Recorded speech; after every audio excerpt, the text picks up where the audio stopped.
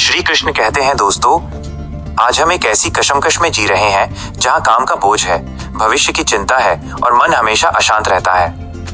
हमारे हाथ में जो शास्त्र की प्रति है वो हमें योग युक्त होने का मार्ग दिखाती है।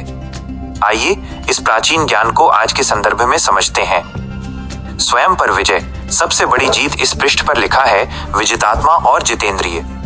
आज की दुनिया में हम दूसरों को जीतना चाहते हैं, पद जीतना चाहते हैं, लेकिन खुद के मन और इंद्रियों पर हमारा नियंत्रण नहीं है। सच्चा मोटिवेशन बाहर नहीं, भीतर है। जब आप अपने आलस्य, अपने क्रोध और अपनी चंचल इच्छाओं को जीत लेते हैं तो दुनिया की कोई भी चुनौती आपको डरा नहीं सकती।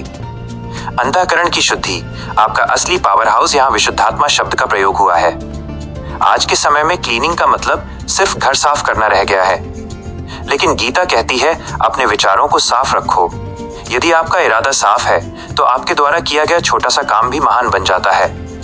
ईर्ष्या और द्वेष के साथ की गई मेहनत सिर्फ थकान देती है, जबकि सेवा भाव से किया गया काम ऊर्जा देता है। कर्म करो पर बंधो मत, एक बहुत सुंदर पंक्ति यहाँ लिखी है, कुर्वन्नपि न लिप्यते। इसका अर्थ है कर्म करते हुए भी वो उसमें लिप्त नहीं होता। आज हम तनाव में इसलिए हैं क्योंकि हम काम से चिपक जाते हैं। हम परिणाम के बारे में इतना सोचते हैं कि काम की प्रक्रिया का आनंद ही भूल जाते हैं। यदि आप एक छात्र हैं या नौकरी पेशा, अपना 100% दीजिए, लेकिन परिणाम की चिंता को परमात्मा या ब्रह्मांड पर छोड़ दीजिए। यही डिटैचमेंट आपको डिप्रेशन से बचाता है। सर्वभूतात्म भूतात्मा, एकता का भाव, इसका अर्थ है सबके भीतर अपने आप को देखना। आज की दुनिया मैं और मेरा में फंसी है, लेकिन सफलता का असली मंत्र हम में है। जब आप टीम वर्क करते हैं, जब आप दूसरों की मदद करते हैं तो आप अकेले नहीं होते। आपकी शक्ति कई गुना बढ़ जाती है।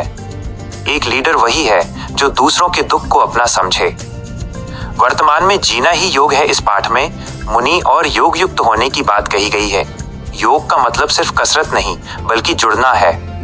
अपने काम से जुड़िए, वर्तमान क्षण से जुड़िए।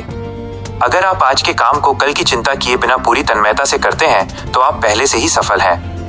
निष्कर्ष मित्रों, यह पृष्ठ हमें सिखाता है कि शांति जंगलों में नहीं बल्कि कर्मों के बीच में मिलती है।